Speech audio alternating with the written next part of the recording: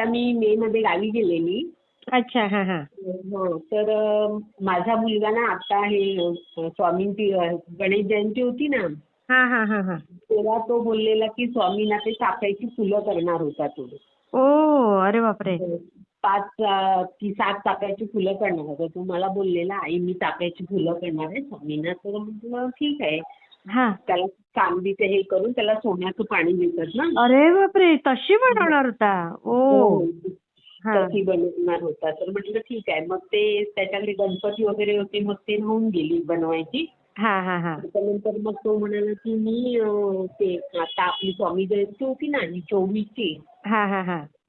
तेव्हा म्हणाला बनवेल. तर म्हटलं ठीक आहे, तेव्हा बनव म्हणाला. म्हटलं हा तर हा त्यांनी त्याच्या स्वतःसाठी ब्रेसलेट केले.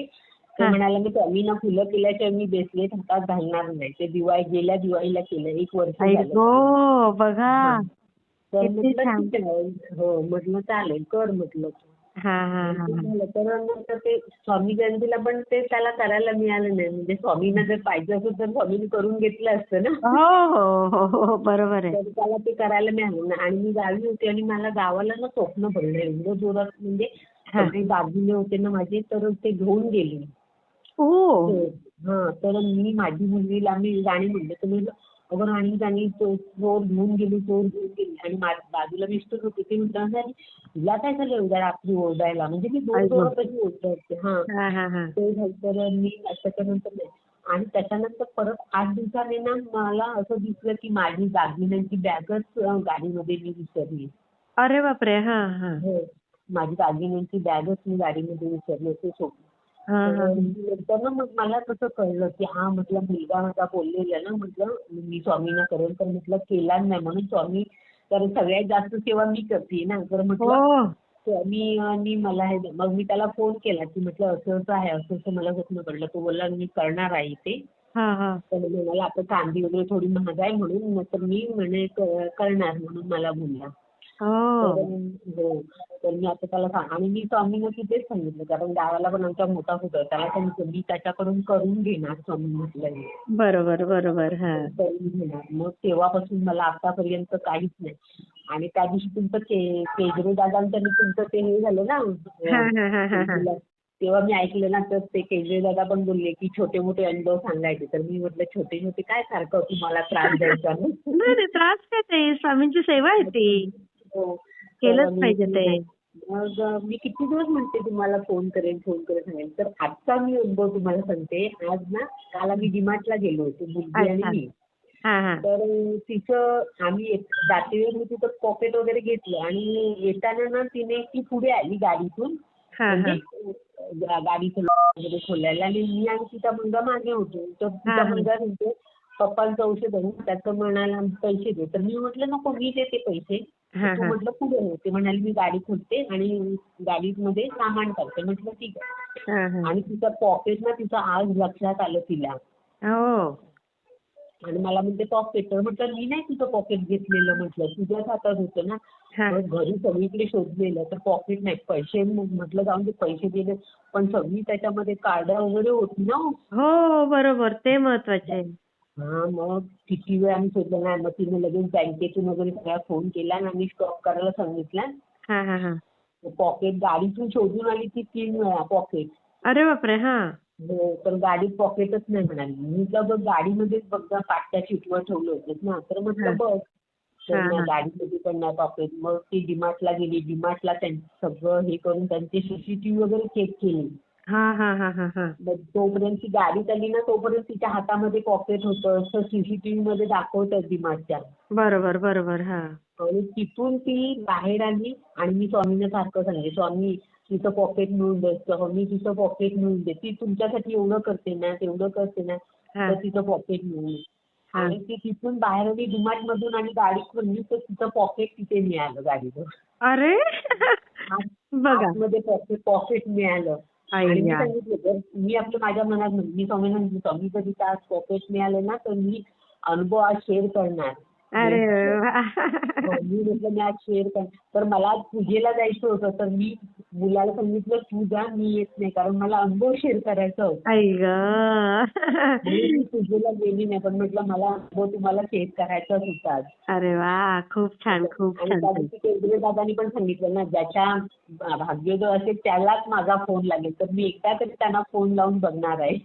लावा लावा, नक्की लावा ताई. आणि आता माझ्या मुलीने त्या दिवशी ह्याचं पारायण केलं, स्वामी चरित्र सारामृतचं. हा हा हा हा 7 दिवसाचं पारायण केलं. हा. तर मी सांगितलं तुम्हाला, माझे मिस्टर नेहमी म्हणायचे की पोट्या वाजते, पोट्या वाजते. तर तुम्ही म्हणालीलात की एक दिवस तरी ते तुम्हाला हे करतील म्हणून. हा हा हा तर असं तुम्हाला सांगितलेलं, ते पण ह्या सेवेमध्ये येतील आणि हे करतील. हा. तर आता त्यांनी काय केलं, तर ती पारायण करवती ना, म्हणजे सकाळचं वाचायचं वगैरे ना. हो तर हो मला विचारतात मी वाचू का हे पुस्तक, हो. ते मला अरे वा, विचारतात. बघा. मी वाचू का हे पुस्तक. हा. तर म्हटलं वाचा. तर म्हटलं हे कशाला वाचताय, तो गुरुचरित्राचा 14वा आणि 18वा अध्याय मी दररोज वाचते ना. हा हा हा हा. तर म्हटलं तो वाचा. तर मला म्हणाले नाही, मला हेच वाचायचं आहे. अरे बापरे. हा. मी म्हटलं वाचा मग तुम्हाला हे. अरे वा, किती छान ताई. त्या माणसाने 7 दिवस ते अध्याय वाचले, कारण त्यांचं ऑपरेशन झालं, त्यांना बसता येत नाहीये. हो. तरी त्या माणसाने 7 दिवस ते पुस्तक वाचलं. अरे बापरे. बघा. मला एवढा आनंद झाला ना, तुम्हाला काय सांगू. ते असे बोलले, मी म्हटलं हा ते माणूस मला सांगायचे की पोट्या वाजते, पोट्या वाजते, हे करते, ते करते, किती. तर मी त्यांच्याकडे लक्ष नाही द्यायचं. तुम्हाला काय बोलायचं ते बोला, माझं जे करायचं ते मी करणार. अरे वा, बरोबर आहे. चांगल्या गोष्टीला काय. स्वामी चरित्र सारामृत आहे ना, त्याचा एक अध्याय दररोज वाचते सकाळी अंघोळ झाल्यावर. आणि गुरुचरित्राचा 14वा आणि 18वा अध्याय मी संध्याकाळी वाचते. मला जप करते आणि तारक मंत्र बोलते. अरे वा. एवढी मी माझी सेवा करते मी सकाळची. आणि त्या दिवशी मी अशीच झोपलेली, सकाळी तो नातू शाळेत गेला आणि अशीच झोपली. तर माझ्या डाव्या खांद्यावर असा हात ठेवला कोणीतरी. अरे वा. डाव्या खांद्यावर ठेवला. तर मला वाटलं काय, मिस्टर आले की काय त्यांनी डाव्या खांद्यावर. तर मी म्हटलं, मी असा हात हे केला, बघते अशी, मी माझं तोंड असं भिंतीकडे होतं, बघते तर कोण नाही. मग मी समजलं असं मला प्रत्यक्ष स्वामी हे करत नाहीयेत, माझ्या सूक्ष्म रूपाने कसं म्हणतात दर्शन देतात, तसं हे देतात. मी कुठची म्हणून स्वामी हे असं आहे, तर मी तसं आहे. आता मागे पण ते गावाला जरा हे झालेलं असं, आम्ही ते तीर्थ वगैरे केलं, 31 दिवस तीर्थ वगैरे केलं, ते बागेमध्ये वगैरे मारलं. तर जे सगळे लोक होते ना, तर ते सगळे आमच्याच बाजूने होते. आणि तो संदेश वगैरे यायचा ना स्वामींचे, ते मी वाचायचे ना, बाळा तू घाबरू नकोस, विजय तुझाच आहे. आता पण येतात ना, तुझे शत्रू आता हतबल झाले, हे झाले. खूप खूप. आणि खरोखरच ते म्हणजे असं स्वामी म्हणून आता एका माणसाने आम्हाला हे केलं ना, तर त्याच माणसाला दुसऱ्या माणसाने सांगितलं की माझ्या जमिनीमध्ये जे आज काही लावलेस ना, ते उपटून टाक म्हणून सांगितलं. हो. तर ते म्हणजे असं मला खूप असं समजतं. पण ते कसं लोक अशी सांगतात ना, मी अनुभव बघते, तर प्रत्यक्ष त्यांचा अनुभव येतो. तर माझा तसा स्वामींचा अनुभव नाही.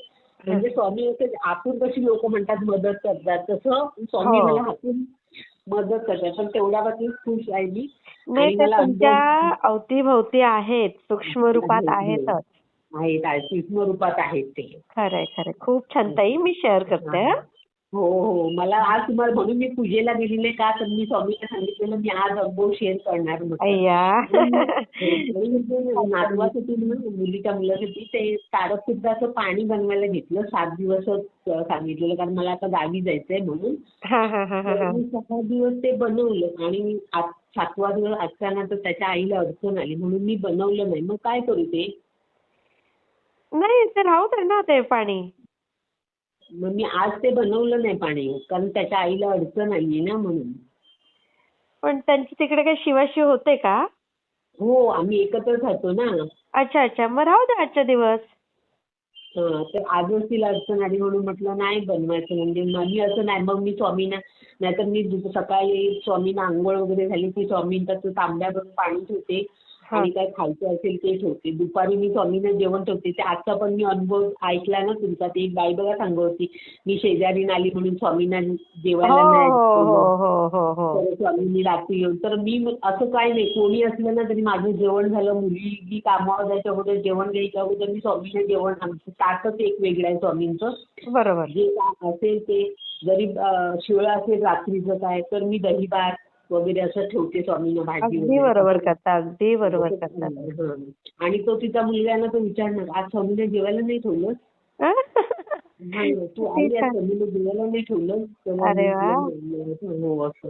आणि मी आता शनिवारी माझी चालली, मग मला प्रदीप दादांच्या पण त्या ह्याच्या मठामध्ये जायचं आहे. मी ते आता जाऊ स्वामी दे, कधी जाऊ दे. घेऊन स्वामी कधी घेऊन जातील तेव्हा. मी स्वामींना सांगितलं मला मूर्ती पाहिजे मॅम.